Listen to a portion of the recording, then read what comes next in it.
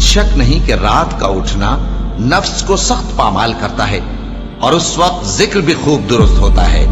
دن کے وقت تو تمہیں اور بہت سے شغل ہوتے ہیں، تو اپنے پروردگار کے نام کا ذکر کرو اور ہر طرف سے بے تعلق ہو کر اسی کی طرف متوجہ ہو جاؤ۔